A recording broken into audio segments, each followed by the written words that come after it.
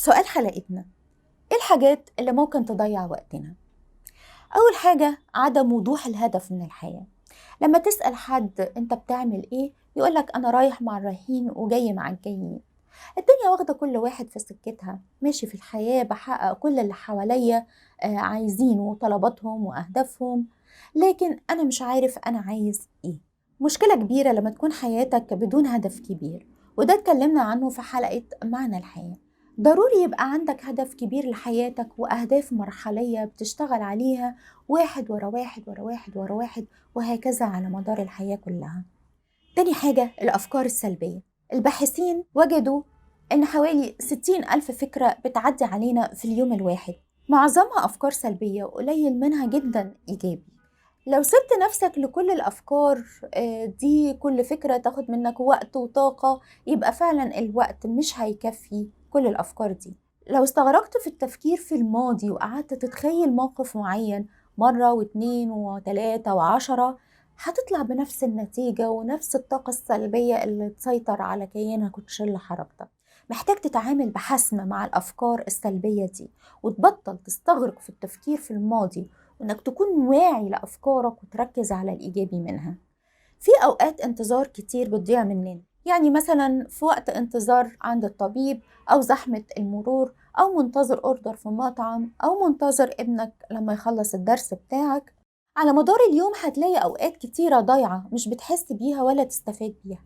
لو افترضنا إنك بتقضي 10 دقايق بس في طريقك من البيت للشغل ومن الشغل للبيت، ده معناه إن في 20 دقيقة في اليوم رايحة منك. لو حسبنا ال20 دقيقة دي في 5 أيام الشغل، هيدينا حوالي 100 دقيقة في الأسبوع.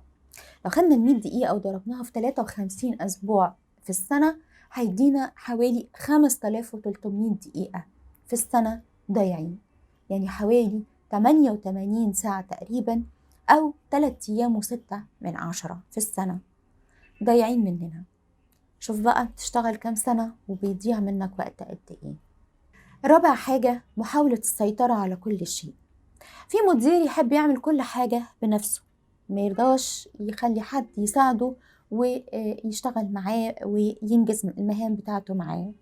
أو في أمهات كمان بتحب تعمل كل حاجة كبيرة أو صغيرة بنفسها جوه البيت وبره البيت، وتلاقي عندهم أعمال كتيرة في اليوم بتضغط عليهم وتستنفذ طاقتهم. ده بيصيبهم بالتوتر والإرهاق وضياع الاستمتاع بالحياة. محتاجين نفوض جزء من المهام بتاعتنا للناس اللي حوالينا، علشان ما حدش بيقدر يعمل كل حاجة بنفسه. خامس حاجة الفضول السلبي. عندنا ملكة الفضول، يعني عندي شغف اني اعرف واشوف واسمع. الملكة دي بيستخدمها الاطفال علشان يتعرفوا على العالم الخارجي ويتعاملوا معاه. نظم التعليم المختلفة اشتغلت على إثارة فضول الطلاب كحافز ليهم للتعليم، وده بيعتبر حافز وفضول إيجابي. لكن في جزء اتحول معانا لفضول سلبي، يعني عايز أعرف وأشوف وأسمع معلومات غير مفيدة. بنلاقي في السوشيال ميديا أخبار ممكن ما يكونش ليها أهمية إني أعرفها، زي مثلا أخبار المطربة شيرين عبد الوهاب. نسمع بقى الأخبار زي شيرين دخلت المصح. وارد الإنسان ممكن يصاب بالإرهاق ومحتاج صيانة لنفسيته عادي. شيرين اتطلقت من حسام حبيب، وارد كل بيت فيه خلافاته. شيرين رجعت لحسام، بيحصل. جواز شيرين من حسام باطل. ايه ده يا جماعة؟ ده الخلق للخالق. المعلومات دي هتفيدني بإيه؟ أنا كطالب أو كزوج أو كرجل أعمال، أنا لازم محتاج إن أنا أدور على المعلومات اللي تفيدني مش اللي تضيع وقتي. محتاج أشوف إيه اللي يطورني ويبني شخصيتي ويطور مهاراتي. ده اللي أنا محتاج أعرفه، لكن مش أسيب نفسي لكل الأفكار والمعلومات اللي بتملى دماغي بدون داعي. سادس حاجة العادات السلبية. عاداتنا السلبية بتضيع وقت كبير، زي مثلا السهر كتير بالليل على الجيمز أو الدردشة والفرجة على الأفلام.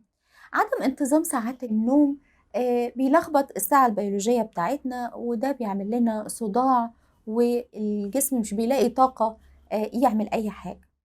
عادة تانية ممكن أول ما نصحى من النوم نبص على الفيس والواتس ونشوف أخبار الناس. ده بيملى مخنا الصبح بأفكار كتيرة تعمل لنا تشتت عن المهم نعمله في بداية اليوم، زي الصلاة والتأمل والاستعداد للشغل. أو طلبات البيت والأولاد والتطوير الذاتي.